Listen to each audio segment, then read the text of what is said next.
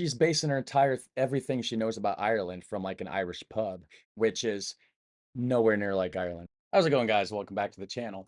Originally, this video was actually going to be a video where I drank a glass of Guinness and reacted to the history of Guinness, which I did all that. Okay. I'm using a new set of earbuds. I had my settings wrong, my sample rate, my audio was mismatched. Anyways, long story short, that entire video was scrapped. The audio was out of sync. It was crackly and everything. And it was just terrible. And I cannot put it out there for you. So instead, we're going to be checking out the culture shock in Ireland. My first impressions as an American. So the channel is Traveling with Kristen. Links down below for that. And this is just an American going to Ireland, culture shock, first time experiencing the country, I guess. I will put a clip in of the intro that I did with the pouring of the Guinness, and that part wasn't scrapped, so that can be, I guess, used in this. But anyways, how's it going, guys? Welcome back to the channel. We're gonna learn about the history of Guinness today. While I drink a Guinness drought stout. Now, this Guinness glass was sent to me from Ireland from a guy in the Discord. Shout out to you. I really enjoy it.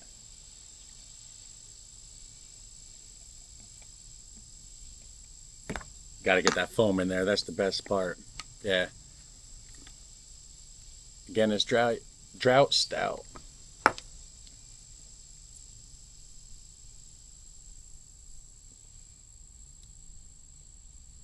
Oh yeah, that's delicious. I like the foam when it sticks to the top of your lip when you're done drinking it. Yes. All right. Check out the video. There's that. Thanks for the Guinness glass. You know who sent it. We're going to check this out. Culture shock in Ireland. Thanks for watching with me. Let's do it. It's my first time ever here in Ireland, and there are some interesting things that I noticed in my first few days staying in Dublin. Okay. The first thing is that it's really so green. It's like Yes. Is this really something you had to go there to see? We all know Ireland is green. They're known for being green and covered in clovers. That would not be a shock to me. But we'll continue. Sorry. everywhere you look, there's green, Yeah. whether it's part of nature or green lights, green paint, green houses.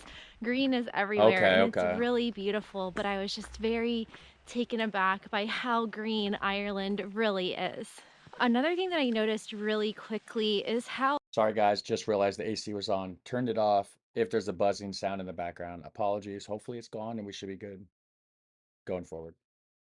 expensive it is, especially compared to the rest of Europe. And I've heard this is Okay. mostly within Dublin, and that once you get outside of the city, that the prices are a lot more reasonable in the villages and smaller towns throughout the country. So Yeah, that's something that is I think would pertain to pretty much every country really would be like big cities are going to cost more. It's just a standard thing, I think.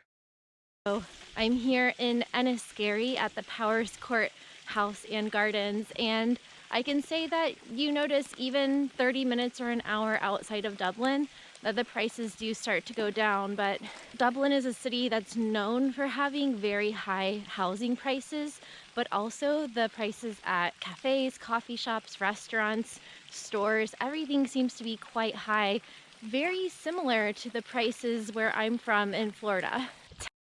Taxis are also quite expensive, and I found it funny Everywhere. that strangers on the street offered to split a cab with me at night I mean, I think taxis are expensive anywhere, everywhere. Avoid them if you can.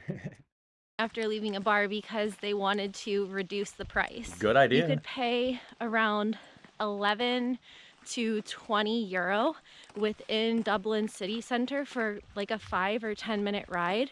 And I even paid 30 euro one time because there was no availability of taxis, and sometimes the buses can be a bit slow. So Yeah, and that's how it was. I went to Chicago one time and I was forced to get a taxi. And long story short, but it was about $30, and I was probably in the thing for 5 minutes. It's terrible. I don't go in taxis. I no.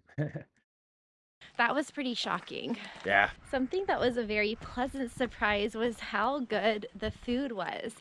I really wasn't expecting that much as far as the Oh, foodie scene. I haven't why heard that not much though? about the scene here in Dublin It's or throughout Ireland.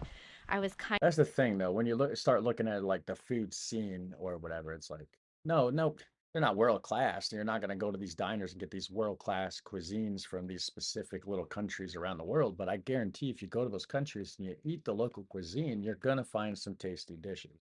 Anywhere you go, there's going to be something good. People aren't just eating crap. Like people want something that tastes good.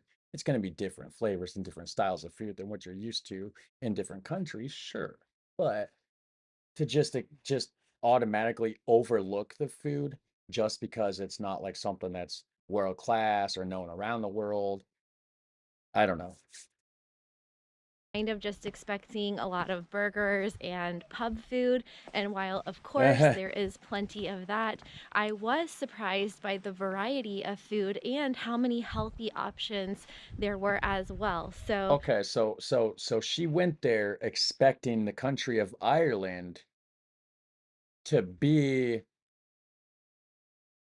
like a Irish pub would be here in America, full of burgers and fries, pub food. She's basing her entire everything she knows about Ireland from like an Irish pub, which is nowhere near like Ireland. I can't say for sure. Obviously, I've never been to Ireland. I don't know a lot about it. I would just assume that the Irish pubs here is not the authentic Irish experience. I'm just saying. I've been to some Irish pubs. It doesn't feel like I went to Ireland at all, and I'm not going to go to Ireland expecting it to be the same as. Why would I expect to be burgers and pub food in Ireland? Ireland itself is not a pub; it's a country. Sorry, guys. I may be nitpicking a little bit too much. I did have that Guinness an hour ago or so, so maybe that's part of it. if you come to Ireland, definitely enjoy the local food. Everything That looks at the good. cafes, like soups, sandwiches, scones, everything seems homemade and made within that location. So that's Well, something that shocked me in a good way.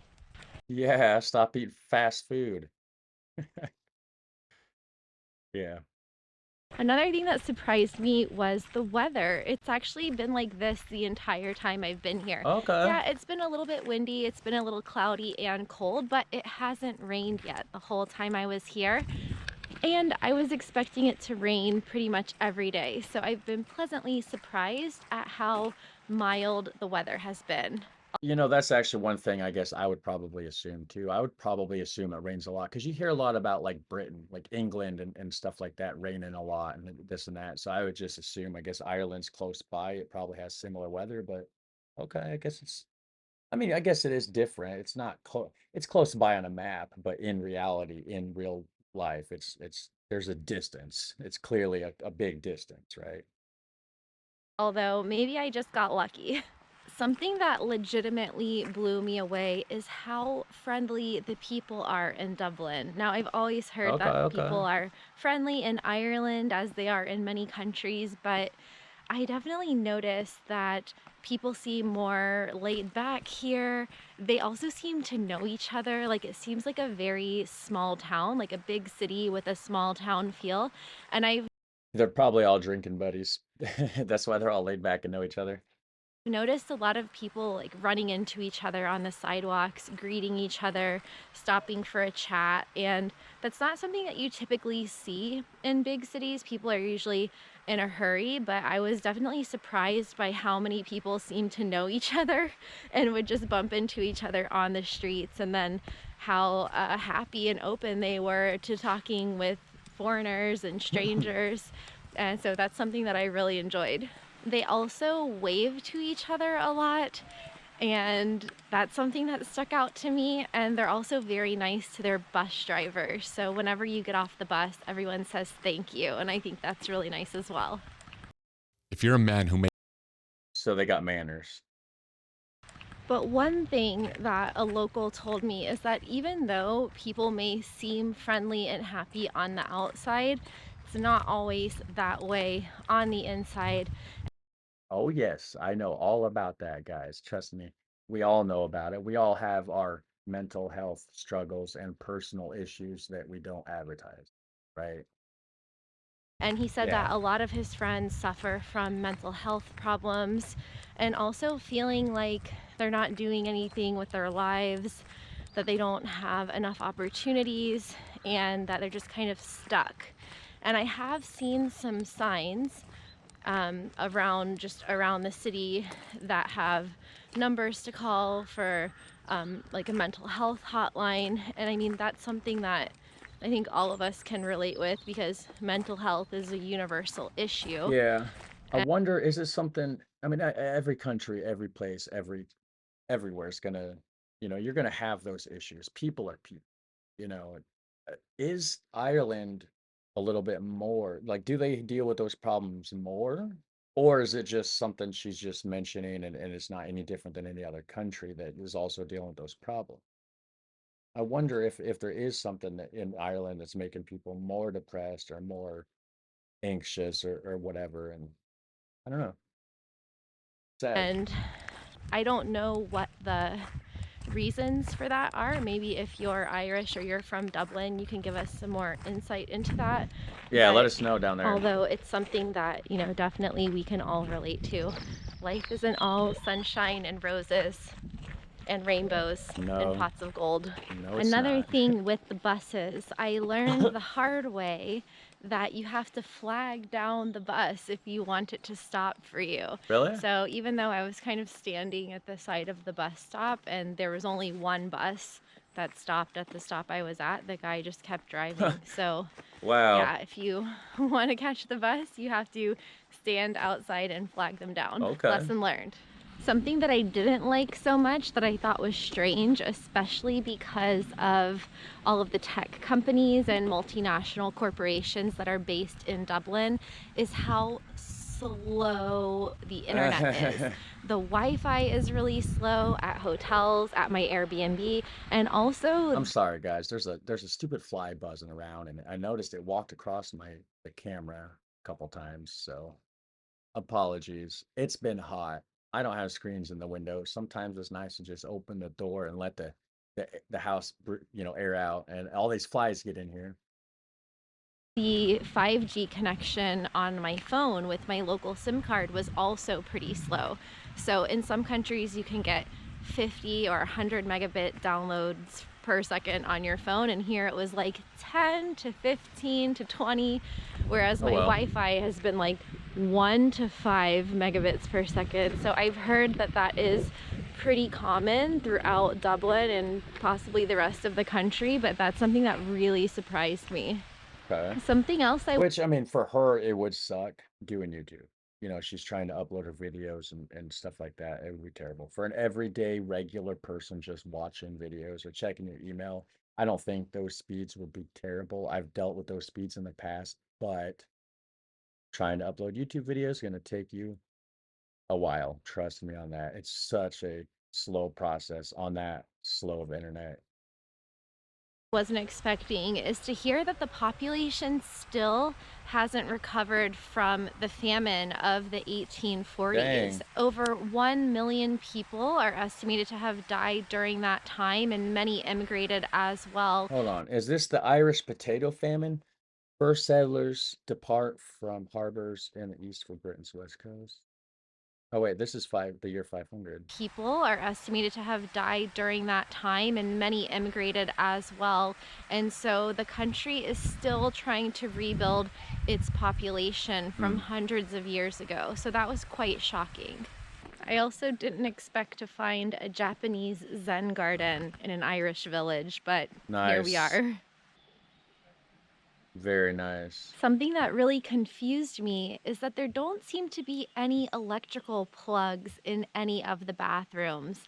Now, at first, I thought it was just my hotel, but it was also at my Airbnb, and I noticed other people talking about it. So, yeah, apparently there's no plugs in the Huh. bathroom. So, when you go to look for your hair dryer, look in the kitchen or in a drawer in the desk or something like that, and you Interesting. may have to blow dry your hair in the living room. On the plus side, though, just like in the UK, you can actually turn off the individual electrical outlets. So I think I wish we had that here. That would be so nice for so many things.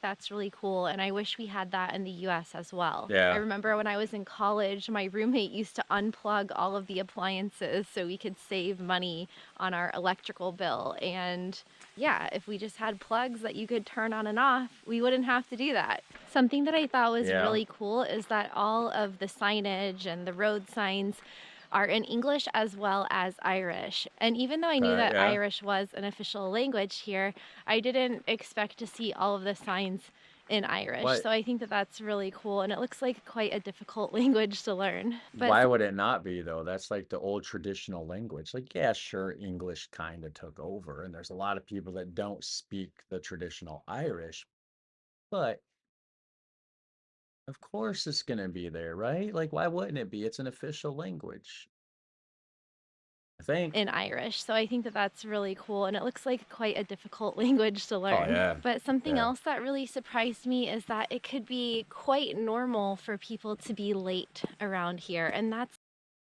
Complete opposite from the Netherlands, guys. not something that's very customary throughout Europe. So I was pretty surprised to hear that, yeah, people could be 15 minutes late, an hour late, and it's really no big deal. But also, things are open quite late. So I noticed people out having dinner really late, like 10 p.m., 11 p.m. Clubs are open till 3 a.m. And then there's Okay. also people out and about, like just walking around on the streets in the middle of the night, having kebabs and things at 4 or 5 in the morning. So I was surprised at how lively the nightlife was and how late people were out and about. And the towns outside of Dublin have quite interesting names. I saw towns such as Step Aside, Goatstown, and The Scalp. And I'm sure there are many more. Those are just a few of Okay. the towns that I've passed through. So, what other Hold interesting on, I want to things do read you know? that. Those are just a few. Ireland's place names mostly come from Gaelic, Irish, Ireland's native language, and most have two place names written on road signposts, the Irish version and English translate version. The English translations have usually been written to sound phonetically similar to the Irish language original place name rather than an actual translation. Okay, yeah, yeah, so that you can pronounce it. Interesting. Of the towns that I've passed through. So, what other interesting things do you know about Dublin and Ireland in general? Let us know in the comments below and subscribe for more videos. See you next Down there, guys, let us know in the comments. Oh, wait, there we go. So hopefully that recorded good. I'll know in a second when I edit it. You'll know when you're watching it. But anyways, thanks for watching with me, guys. Have a super fun, awesome day. Like and subscribe. I'll catch you in the next one. Take care. Bye.